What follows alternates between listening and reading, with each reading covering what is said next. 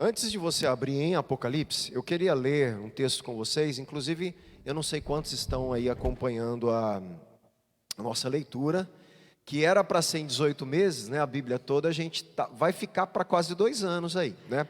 Fez umas contas diferentes o aplicativo, foi até bom, porque acabou o pessoal tendo uma facilidade de leitura de 2 capítulos por dia. Acho que ficou razoável, aí ficou legal. Inclusive, a hora que terminar, nós vamos começar a leitura da Bíblia de novo, né? Então nós estamos em Lucas, e eu acho que ontem a gente leu, eu queria ler com vocês o que a gente leu ontem, né? Quem está seguindo aí, Lucas capítulo 21. Isso que Jesus fala tem justamente um eco do que a gente está lendo em Apocalipse. Então é importante a gente ver aqui, não sei quem leu e quantos notaram isso, né? É importante, vamos lá. Lucas 21, no versículo 10, Jesus fala assim: Então Jesus lhes disse: nação se levantará contra nação, e reino contra reino. Ele está falando justamente dos finais dos tempos aqui. Na verdade, que ele chama princípio das dores, né? Haverá grandes terremotos, epidemias e fome em vários lugares. Coisas espantosas e também grandes sinais vindos do céu. Gente, tem tudo a ver com o que a gente agora está vendo ali, nos selos, depois nas trombetas, taças. Tem a ver, essas coisas estão conectadas com o cumprimento daquilo que Jesus disse que iria acontecer. No versículo 12: Antes, porém, olha que interessante. Antes, porém, de todas essas coisas, então antes dos finais ali, antes dessas coisas finais, algumas coisas vão acontecer com vocês. Jesus fala para os discípulos: Antes, porém, de todas essas coisas, vocês serão presos e perseguidos. Nós estamos justamente vendo agora o momento dos mártires clamando. Então, olha só, isso já estava acontecendo. Então, antes, vocês são presos, perseguidos. Vocês serão entregues às sinagogas e lançados nas prisões. Serão levados à presença de reis e de governadores por causa do meu nome. Jesus avisou, né? Ninguém estava seguindo Jesus enganado, né? Não, vocês vão me seguir. E porque vocês estão me seguindo, vocês vão ser presos. Porque vocês estão seguindo e vocês estão proclamando o meu nome, vocês vão ser levados para as prisões. Então Jesus foi muito claro com os discípulos e sempre foi com a igreja. Agora olha que interessante, versículo 13. Isso acontecerá, para que vocês vão ser presos? Olha aqui. Gente, por que vocês vão ser presos? Por que vocês vão ser perseguidos?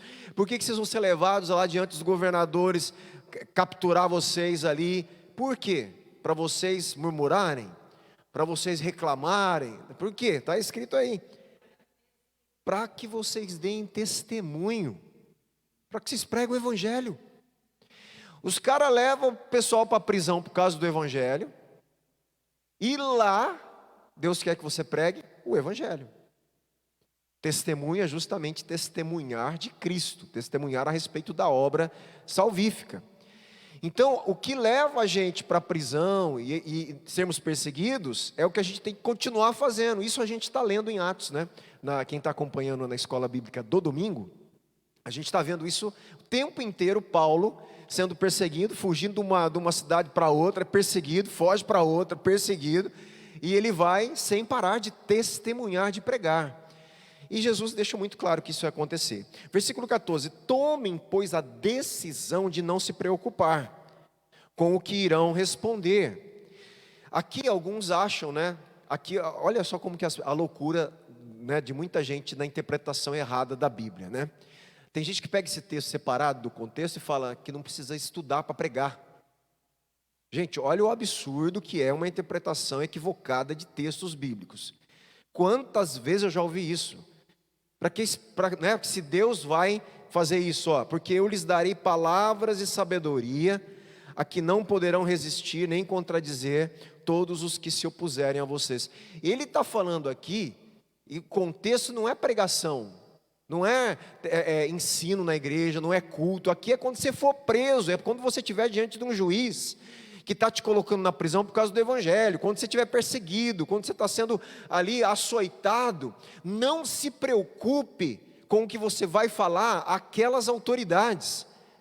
Porque Deus vai dar a você o que falar sabedoria naquela hora, obviamente. O poder para testemunhar naquela hora virá sobre nós. Então, olha a importância de lermos os textos dentro dos contextos, né? Agora, versículo 16. Vocês serão entregues. Eu contei isso um testemunho semana passada, se eu não me engano, daquele marroquino que teve que fugir de Marrocos, porque a família estava querendo levar, porque ele aceitou a Cristo, levá-lo diante das autoridades da cidade para ser morto, os pais.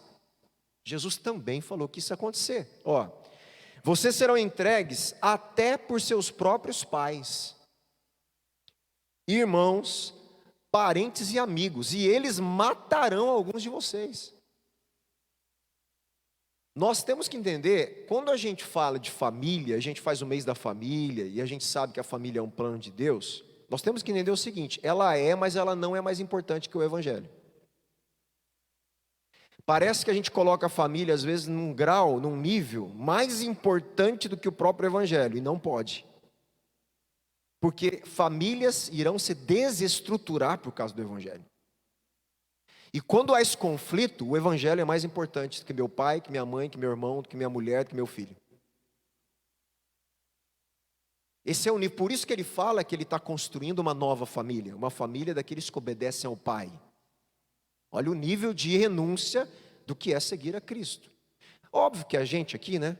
Nós, é o que eu tenho falado, no Brasil a gente tem, graças a Deus, alívio em muitas coisas. Mas imagine esse homem que veio para o Brasil, esse marroquino que eu falei, ele veio refugiado para o Brasil, não pode pisar mais no país dele, gente. Se ele bater o pé lá no Marrocos, o cara vai ser, a família prende e mata, e leva para matar. Olha o absurdo. Por quê? Porque aceitou a Cristo. Só por causa disso. Por causa da fé, por causa do Evangelho. Todos, versículo 17, todos odiarão vocês por causa do meu nome. A igreja tem que entender aquilo que a gente estava falando na semana passada.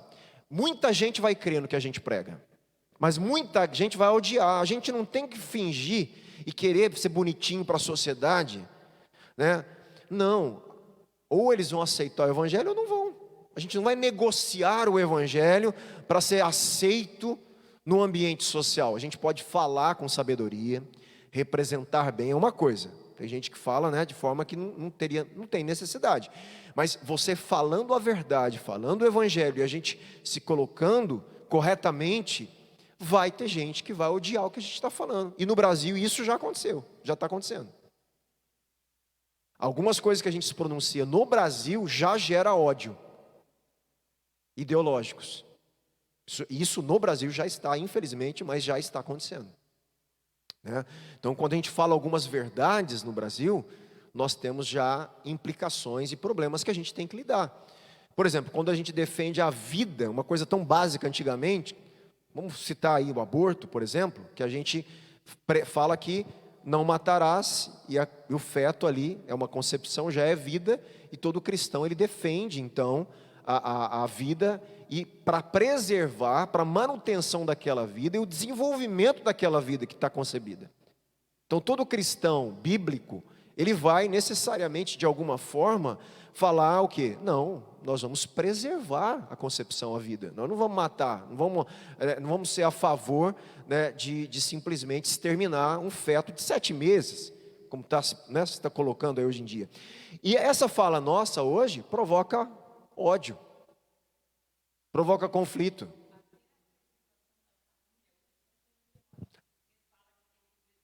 Até a gente falar o que sempre foi básico na nossa sociedade ocidental, vamos preservar a estrutura familiar, vamos respeitar os pais, pai, mãe, os filhos. Nós estamos tendo dificuldades hoje, né?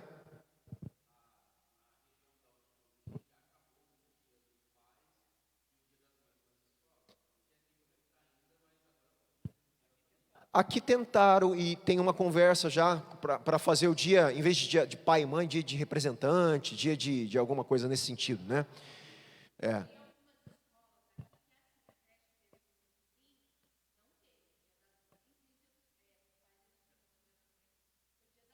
é. Eu entendo, aí, vamos até fazer um parênteses aí. Eu entendo que hoje nós temos muitas crianças em famílias que eles chamam disfuncionais. A criança não tem o pai. né? Então, a criança às vezes não tem a mãe, ela tem um avô. Então, eu entendo que as estruturas familiares estão muito bagunçadas. Independente disso, nós precisamos defender o que a Bíblia coloca como um padrão. Mas a gente também tem que adaptar a realidade das nossas crianças, porque, por exemplo, na igreja nós podemos ter daqui a uns tempos crianças com famílias sem pai, desestruturadas. Então nós vamos lidar com uma com a verdade bíblica e outra com a realidade da nossa sociedade. E como lidar com isso é difícil. O que a gente não pode deixar de afirmar o que é o padrão de Deus, daquilo que Deus quis. Diante da realidade, nós temos então que preservar essa criança de alguma forma e dar a ela de oportunidade de celebrar a família que ela tem. Porque infelizmente a família que ela está não tem um pai. Mas ela tem uma família. Ela tem pessoas que cuidam, pessoas que amam, pessoas que estão próximas. Às vezes nem amam tanto, algumas sofrem profundamente até com aqueles que estão. Então tem crianças hoje, gente, que tem uma estrutura familiar que ao invés de ser um ambiente agradável, é um ambiente totalmente hostil a ela. Traumático. Nós vamos ver crianças que era melhor não estar com a família. Então nós falarmos de família no sentido ideal é uma coisa, a gente olhar para a nossa sociedade e ver o que a família está virando, o que está acontecendo, o que fazendo com as crianças, é melhor que ela não tivesse algumas. Que é o que o judiciário muitas vezes entende diante de algumas coisas bem horrendas que a gente tem na nossa sociedade, que ele prefere tirar a criança da mãe, colocar numa casa abrigo, que é horrível também, mas que é menos pior do que estar com a mãe lá, que estava quase matando a criança. Agora, nós não podemos fugir da verdade bíblica, nem da realidade da sociedade. Existe uma demanda, o nosso mundo está caído da graça e desestruturado, e as famílias estão, né? E aí que está a questão, e a tendência, parece, né, se Deus não intervir, que a tendência é piorar, né? Isso, ideológica, isso, exatamente. Aí nós vamos ver o espírito do anticristo funcionando, que é justamente pessoas, cabeças de movimento, conscientemente querendo destruir. E aí sim, porque aí a gente tem o quê? Nós temos pessoas à frente contra o Cristo, contra o projeto de Deus, e eles querem implantar isso de uma forma, como uma pauta anticristã, que é o que a gente vê em Apocalipse, que vai ser julgado, né? Quer dizer, na cabecinha dela já existe não tem mais um padrão para ela está querendo entender, né? Olha só, e isso, gente, olha só o que eu estou te falando, biblicamente uma coisa que a gente não gostaria que acontecesse, mas já é comum na sociedade. As criancinhas já olham e não tem padrão mais. Isso é uma coisa que a gente vai ter que lidar. A minha filha está atendendo há quase 2 anos, numa clínica de psicologia da UBS de Lins, da Unidade Básica de Saúde. Então ela pega tudo quanto é gente que você pensar. E ela conta pra gente que várias crianças, né, assim, não é nem às vezes adolescente, criança e adolescente que ela atendeu, já chega para ela, falando, em questão de sexologia, do sexo, falando assim: eu sou bissexual. Eu sou assexuado, eu sou pansexual. Sabia que existe isso? A criança falando, eu sou pansexual. Ela nem sabe o que é, mas ela se identifica assim pela bagunça identitária que está na cabeça dela. E nós estamos falando de criança e adolescente. Nós trabalhamos um pouquinho um dia aqui com os nossos jovens, né? Isso aí foi bem legal, porque um cara que trabalha, um pastor pós-graduado em sexologia, muito centrado biblicamente, que lida com esse pessoal de uma forma muito centrada, né? Tem sido muito. Eu sigo ele no Instagram. Incentivei o pessoal a seguir aí. Então, mas a nossa sociedade está nesse momento, né? Eu sei que eu dei uma fugida aí, mas o que eu quero dizer, né, em tudo isso, que Apocalipse tem a ver com tudo isso, essa realidade nossa. A gente não pode desconectar Apocalipse da vida real do que a gente está vivendo. Nós estamos vivendo ideologias anticristãs. Nós estamos vendo governos né, autoritários, impositivos. Nós temos países que estão retendo a fé dos nossos irmãos. Essa é uma verdade do mundo.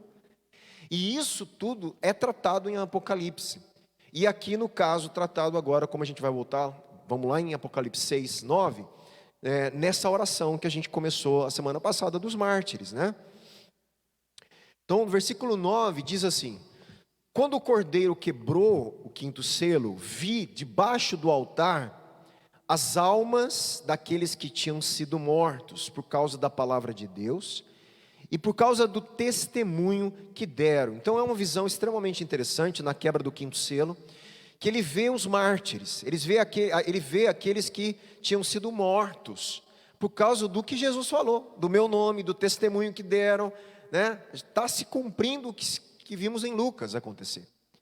E esse pessoal está morrendo pelo evangelho, esses mártires. E a alma deles, né? Aqui a alma a gente pode entender como a parte imaterial da vida que eles têm, incorpórea, fora do corpo que ainda virá ressuscitado. Então essa alma deles, quer dizer, a existência deles fora do corpo, mas existindo ali, esperando, né, a ressurreição final, eles existem, estão orando vivos ali no altar. Por que debaixo do altar, né?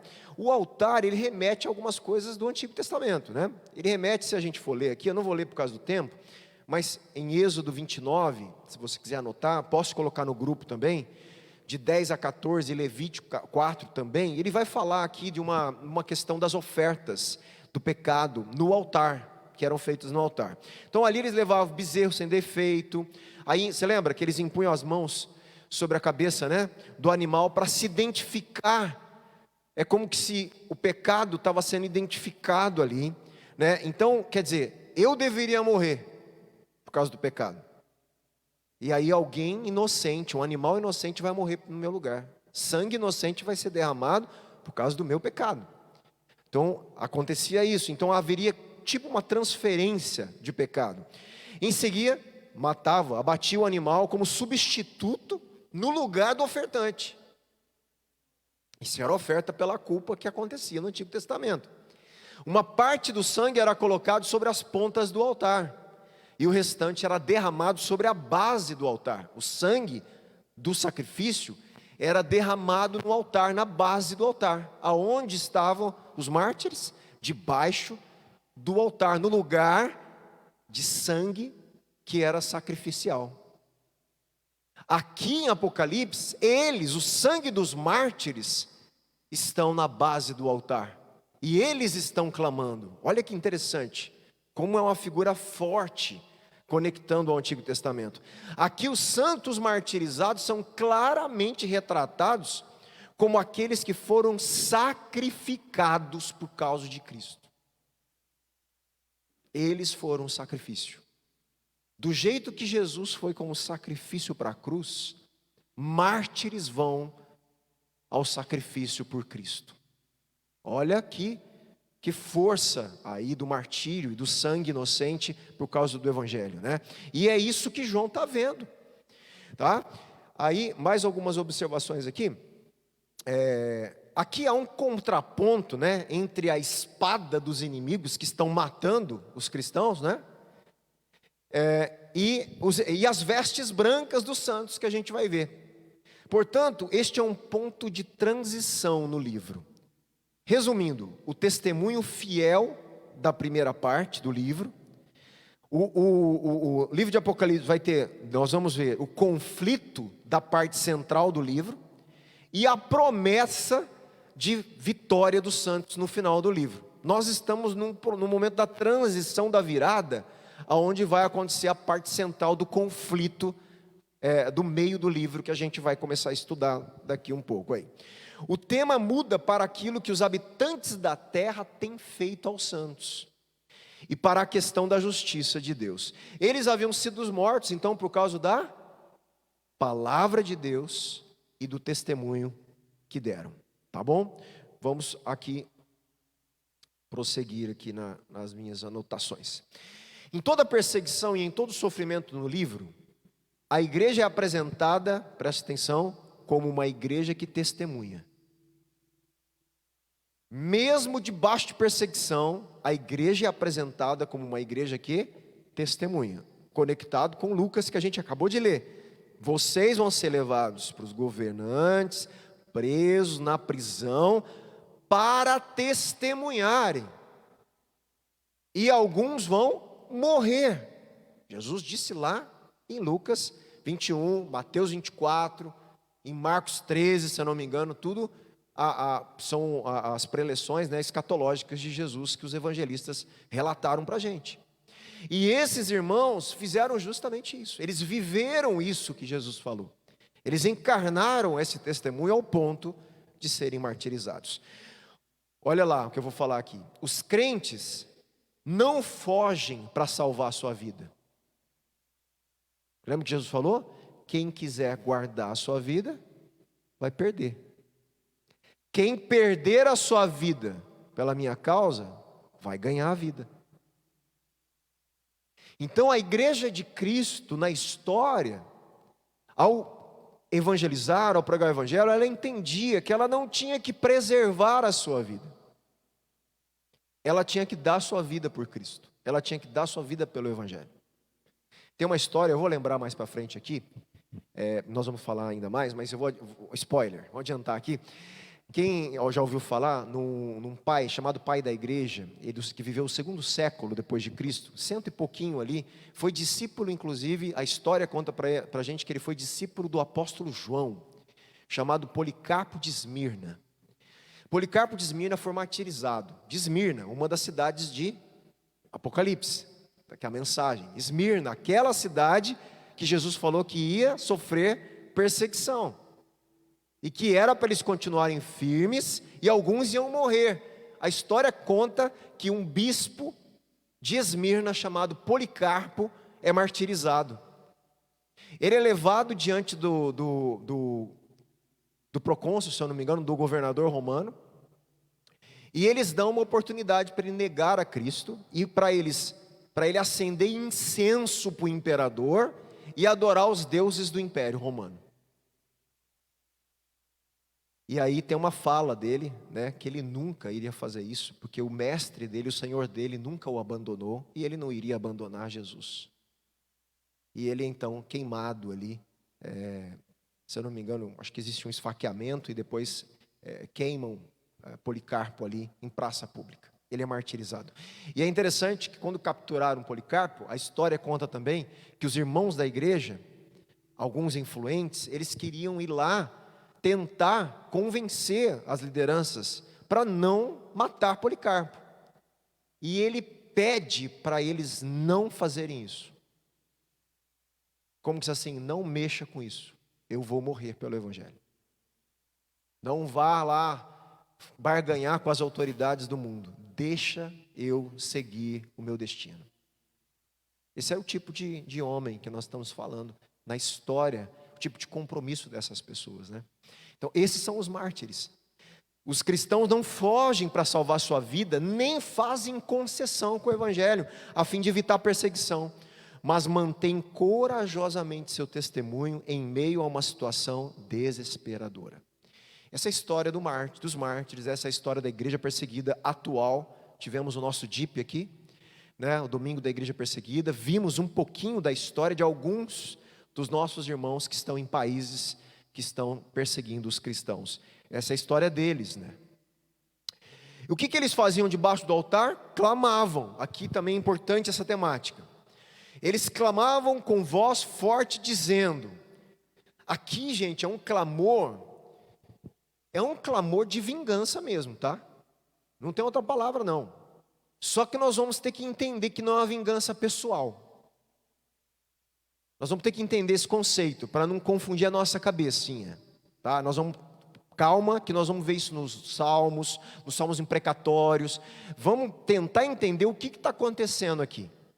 Mas é um pedido imprecatório. Imprecatório é uma imprecação, é um chamado a um tipo de maldição sobre os inimigos, de sentença sobre aqueles que fizeram mal, e eles estão pedindo isso mesmo, tá? Mas vamos tentar entender aqui. Vamos deixar de lado aquela sensação de vingança pessoal e tentar entender que eles sabiam que Deus falava assim para eles: não se vinguem, a vingança não é de vocês, a vingança é de Deus.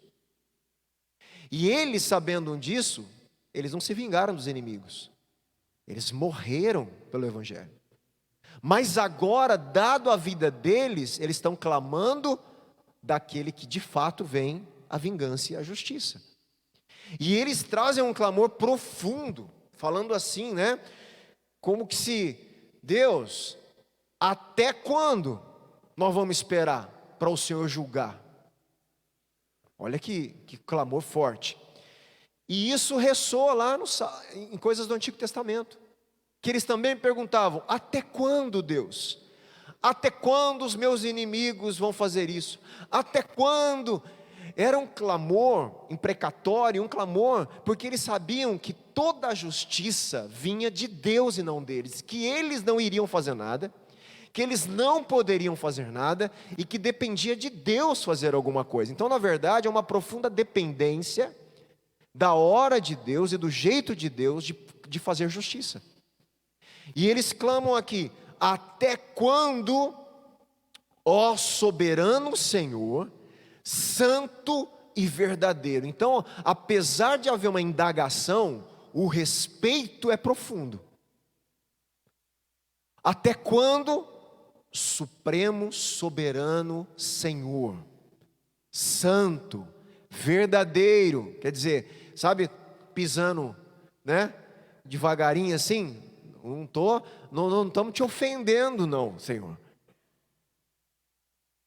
Né? Não tô querendo mexer na sua hora, mas Deus, até quando? A injustiça que foi feita não vai ser punida e julgada. Não julgas, olha lá, nem vingas o nosso sangue dos que habitam sobre a terra. Meu irmão, essa oração aqui é central também em Apocalipse, porque Deus vai mostrar que Ele vai começar a julgar os habitantes da terra.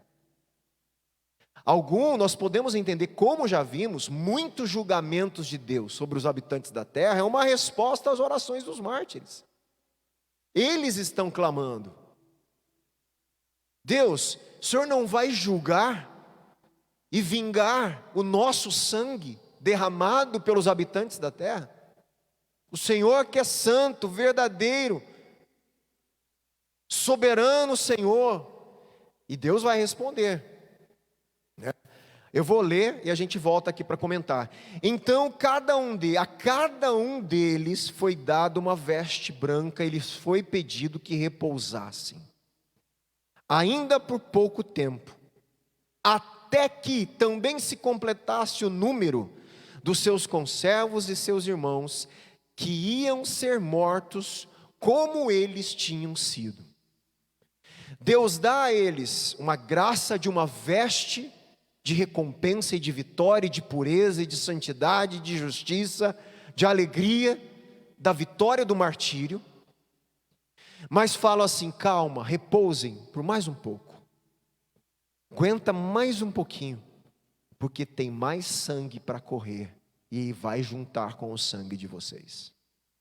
Tem número exato, é uma linguagem acostumada, a gente não está acostumado, nós vamos ler, mas eles estavam. Todas as vezes que Deus fala isso, para que se completasse o número, é para a gente entender que tudo está no controle de Deus. Deus está falando: eu não perdi o controle, e eu sei exatamente todas as vidas que vão passar pelo martírio, e não se completaram o número. Aguarde isso, porque aí então eu vou julgar. Né? Volta um pouquinho agora o texto, em versículo 10. Olha lá, como a única oração de súplica em Apocalipse, ela é importante perceber que ela é uma oração de imprecação por vingança. É o que eu falei, imprecação refere-se a uma forma de invocação do juízo divino. Tá? Quando a gente fala assim, salmos imprecatórios, são os salmistas que estavam invocando, né? Invocando o juízo sobre os inimigos de Deus. Não era uma vingança pessoal, entenda isso, tá? E nós hoje nós cristãos da nova aliança não podemos orar de forma imprecatória do jeito que o pessoal do Antigo Testamento orava. Porque na nova aliança ele diz para amar os nossos inimigos. Quem está orando pela imprecação são os mártires, que já morreram, que já deram ao sangue e a vida. Aí pode. Enquanto isso, é aquela atitude daquele senhor que estava apanhando do soldado, e Jesus manda ele amar o soldado que estava batendo nele. Tá? Esse é o momento que a igreja está vivendo. É o momento de amar aquele que persegue a gente. Mas isso não quer dizer que Deus não vai julgar quem está perseguindo. É isso. Você percebe que é um paradoxo. A Bíblia tem muito, eu tenho falado isso, né? São paradoxos. Parece uma contradição, mas não é. Por isso que ele fala: a vingança é minha, ame os inimigos, porque eu cuido deles depois. Porque ao amar o inimigo, muitos deles vão ser ganhos por causa do Evangelho, por causa do testemunho de vocês. Eles vão ser salvos. Os que não se arrependerem, deixa que eu cuido deles. Agora, os mártires, meu irmão, já estão lá, debaixo do altar do trono, clamando o que os salmistas clamavam: imprecação, justiça sobre aquilo que tinha acontecido com eles, tá? Por isso, a música, aquelas músicas que a gente fala lá, igual o Sabor do Mel, de mel lá, elas são músicas que ensinam coisas erradas para as nossas igrejas. Dá uma sensação que a vingança de Deus, nós podemos clamar agora contra o nosso irmão que olhou e menosprezou, né, o outro, né, que não deu crédito ao que eu falei, e Deus vai... Não, tudo errado, meu irmão.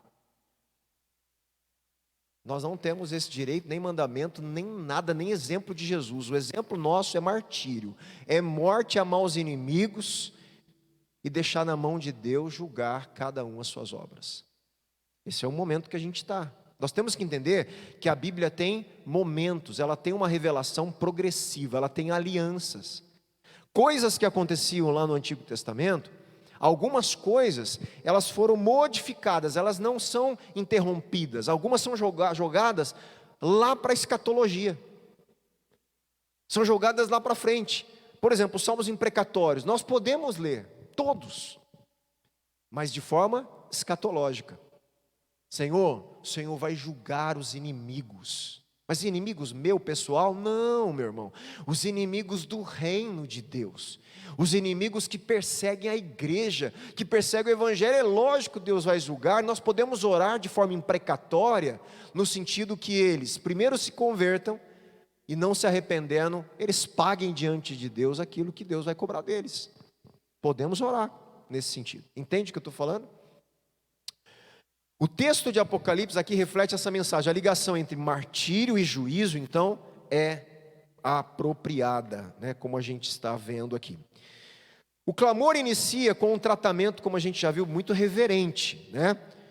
Senhor, soberano, santo, verdadeiro. Mas ele é uma oração de imprecação semelhante à do Antigo Testamento. Eu quero ler com vocês, para você entender o que eu estou falando. Abra comigo em Salmo, vamos lá, vamos ler alguns textos para você entender. Salmo 74.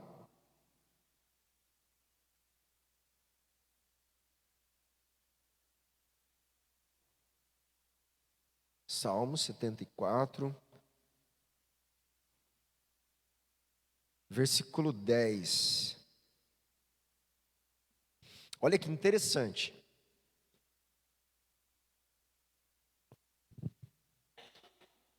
Acharam aí? Davi, consegue pôr rápido aí para a gente?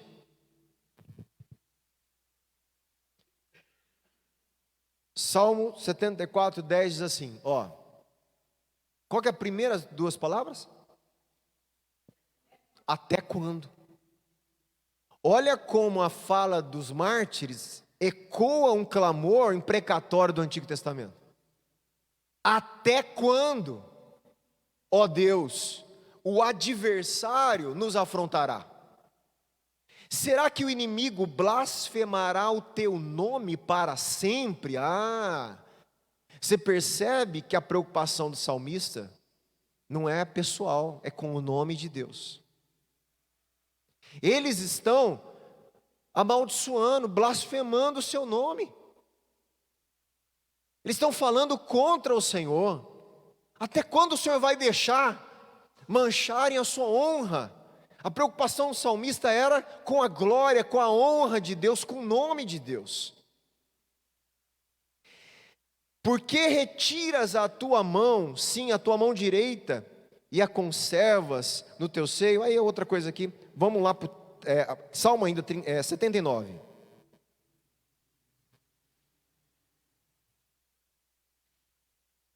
Versículo 5. Ó. De novo, como começa aí? Olha que interessante. Você está entendendo como o Apocalipse, coisas do Novo Testamento, eles têm eco lá no Antigo Testamento? Gente, é uma beleza de Deus. Deus está construindo uma história em toda a Escritura Sagrada. A gente não pode ler Apocalipse sem entender coisas lá do Antigo, porque não vai fazer sentido. Algumas imagens estão no Antigo Testamento. A gente precisa partir dali para entender o que está acontecendo lá. E aqui, novamente, até quando, Senhor, será para sempre a tua ira? Queimará como fogo o teu zelo? Derrama o teu furor sobre as nações que não te conhecem e sobre os reinos que não invocam o teu nome.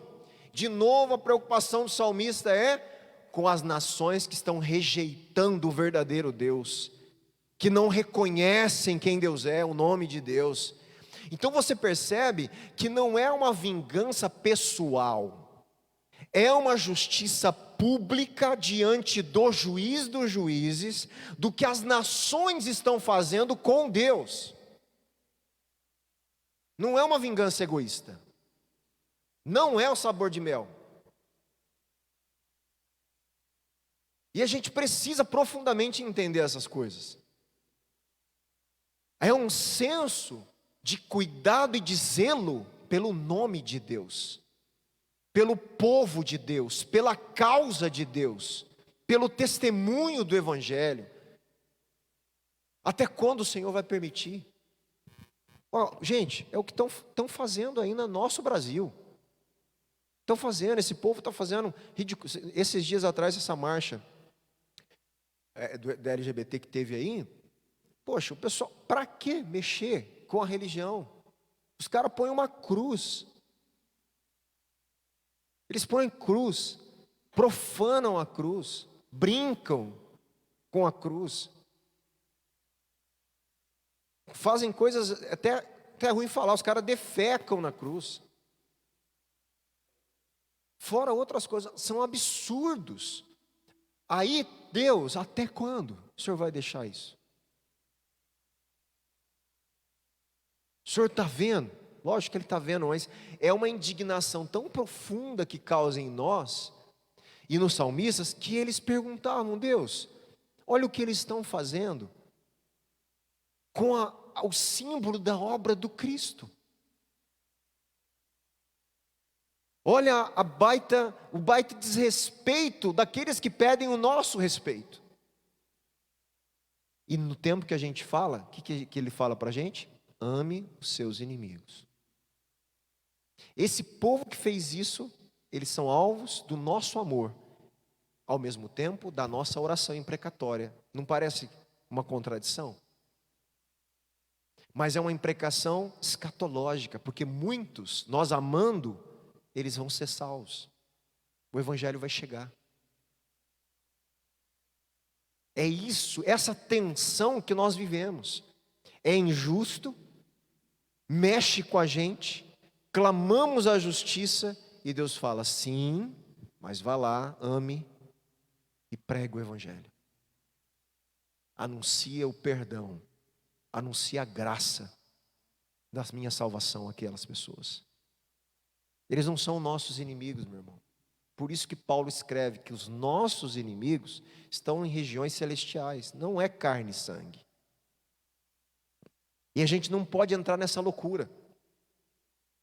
né? Isso que eu estou falando aqui, eu não sei se vocês seguem, deu um mó bafafá, um pastor esses dias atrás, que falou umas loucuras aí, usando os salmos imprecatórios fora de contexto. Eu não sei quantos viram, né?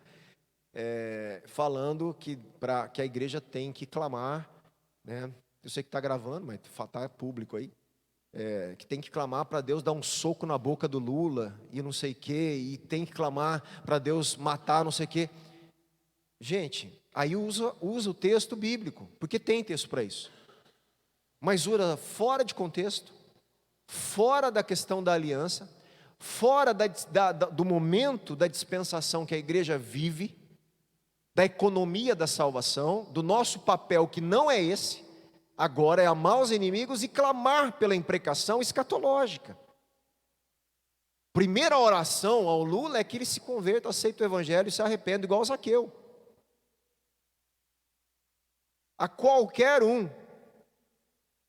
Entende o que eu estou falando? Aí a gente entra numa briga, como se ele fosse o nosso inimigo humano. Não, ele representa uma inimizade contra Deus, de ideologias, de coisas horríveis que a gente não concorda, que a gente tem que denunciar. Mas ele é alvo da pregação do evangelho, para que ele se arrependa. E aí a gente começa a confundir as coisas. A gente deixa o ódio entrar, ao invés do amor, querendo que Deus mate o cara. E a gente começa a ter um problema do que é ser cristão. E isso, pastores pregando essas coisas. Esse que é o pior. Nós estamos vendo essas pregações nos púlpitos. Aí eu pergunto, meu Deus, não estão lendo o Evangelho? Não estão lendo Atos? Não estão lendo o que Pedro teve que fazer com um centurião romano, como eu disse, que oprimia, massacrava o povo e representava o maior opressor dos judeus, que eram os romanos. Ele foi lá na casa de Cornélio pregar o Evangelho para ele. Não lemos essas coisas que eu não entendo. Está tudo na nossa Bíblia, é só a gente entender. E dividir as coisas e entender, sim, haverá o tempo da imprecação, haverá o momento do juízo, agora é oferta de graça, de salvação a todos, até aquele infeliz daquele coreano do norte. Infeliz, né? Mas até para aquele homem tem que pregar o evangelho.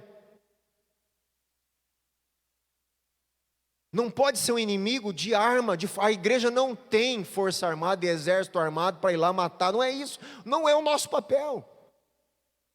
Provoca ira, é injusto o que ele faz, é um absurdo, ele se sente Deus, quer ser divinizado, é uma besta de Apocalipse.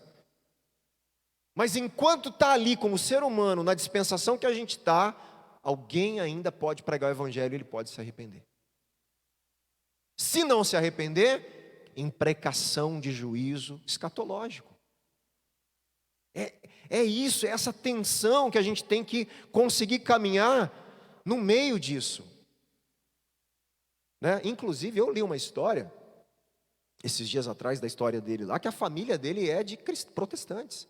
Ele conhece o evangelho, conhece a Bíblia, a família conheceu. Terrível, pior ainda, né? Porque se não conhecesse, não conhece.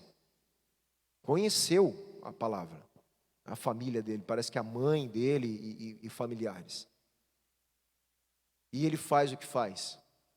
Né? Então, mas, causa injustiça? Causa indignação? Lógico que causa. Mas enquanto está ali, Deus manda alguém ir lá pregar o evangelho para esse homem. Para ele cair num profundo arrependimento diante do Senhor, do Rei dos Reis, do Senhor dos Senhores. Se não o fizer, que o juízo escatológico venha e que ele seja julgado pela sua justiça. É isso que nós estamos vendo que está acontecendo. Ou você acha que os mártires, não, os mártires amaldiçoaram quem estava martirizando? Não, o que Estevão estava fazendo enquanto estava sendo apedrejado? Quem lembra? Do jeito que Jesus fez. O exemplo é o de Jesus. O cara sendo apedrejado, olhando o céu aberto. Pai, perdoa quem está me apedrejando. Eles não sabem o que estão fazendo. Agora, Estevão, embaixo do altar, está clamando com os mártires: Pai, até quando o sangue não vai ser vingado? Tem hora para tudo. E não é contradição, é o tempo de Deus em cada momento. Ali é o momento do juízo, que todos vão pagar. Agora é o momento do martírio. É isso que a gente tem que entender para não confundir as bolas, né? E pedir coisa errada na hora errada, do jeito errado. A gente tem que entender os processos. Temos que entender. Tá claro o que eu estou falando? Tranquilo? Eu sei que está chegando no final. Deixa eu só ler mais alguma coisinha aqui, rapidinho. Então é importante ressaltar que não se trata, né, de um clamor, como eu já disse, só enfatizando, por vingança pessoal, e sim por uma justiça pública, né? Aqui nós vimos, existe uma pergunta, não é isso? Até quando? Uma pergunta dos mártires. Existe uma afirmação: Senhor soberano, santo, verdadeiro. E existe uma resposta de Deus, né? Que nós já vimos também, que Deus vai retribuir cada um segundo as suas obras, inclusive, e trazendo então essa justiça. Em outras palavras, como veremos lá no capítulo 8, uma das razões para Deus derramar seu juízo é então sua resposta às orações dos santos que estão aqui clamando. Tá? Você quer ver? Vamos lá abrir esses versículos e a gente encerra por hoje. E eu pego o finalzinho aqui para a semana que vem. Apocalipse mesmo, capítulo 6. Aí onde vocês estão, deixa eu voltar lá. Ó, Apocalipse 6, versículo 15. Vamos ler. 15, 16, 17. Os reis da terra, os grandes, os comandantes, os ricos, poderosos, todo escravo, todo livre, se esconderam nas cavernas e nos penhascos dos montes. E disseram aos montes e rochedos: caiam sobre nós e nos escondam da face daquele que está sentado no trono e da ira do Cordeiro. Chegou o momento do julgamento. E a hora que chegar, todos os habitantes da terra vão querer se esconder da face de Deus. Porque o negócio aí como se diz, vai ser bruto o negócio, não é fácil não. Porque chegou o grande dia da ira deles. Aqui Deus está falando que vai chegar o que os mártires estão clamando. Deus, até quando? O que é o grande dia? É o dia da justiça, o dia da vingança, o dia da ira. Até quando? Até completar. Descansa que vai. Logo em seguida ele diz que João vê isso acontecendo, o grande dia. Olha também em capítulo 8 de Apocalipse, 8, versículo 3 a 5.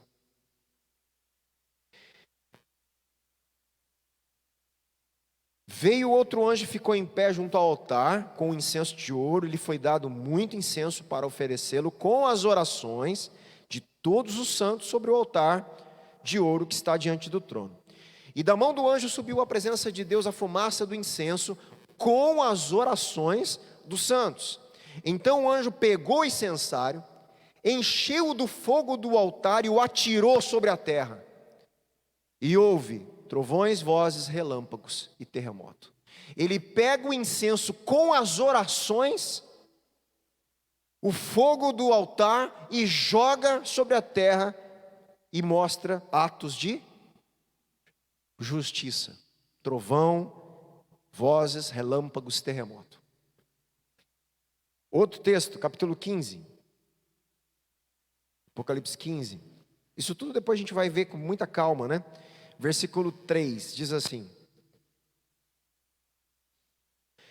e entoavam o cântico de Moisés. Isso aqui eu não vou parar, senão eu não vou conseguir falar. É belíssimo isso que fala aqui. Lá no céu, os caras estavam cantando o cântico de Moisés, gente, né? Servo de Deus, e o cântico do Cordeiro, dizendo: grandes e admiráveis são as tuas obras, Senhor Deus Todo-Poderoso, justo e verdadeiro são os teus caminhos, ó Rei das nações. Quem não temerá e não glorificará o teu nome, ó Senhor? Pois só tu és santo. Por isso todas as nações virão e se prostrarão diante de ti, porque os teus atos de justiça se fizeram manifestos. Depois que Deus manifestar os seus atos de justiça, todas as nações se prostrarão diante dele. Até quando, Senhor, vão ficar zombando do teu nome? É a resposta de Deus. Tem a hora de Deus responder todas as orações dos salmos, gente. Olha que coisa, né? Capítulo 16, versículo 5. Então ouvi o anjo das águas, dizendo: Tu és justo, tu que és e que eras o santo, pois julgastes estas coisas, porque derramaram sangue de santos e de profetas, também lhes deste sangue para beber, é o que merecem. Gente, olha a linguagem como é forte. Do jeito que eles mataram e derramaram sangue, eles merecem sangue.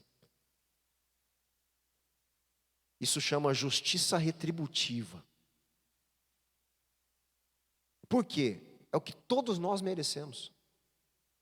Castigo, ira de Deus, todos. Por que nós não vamos receber? Por causa de Cristo.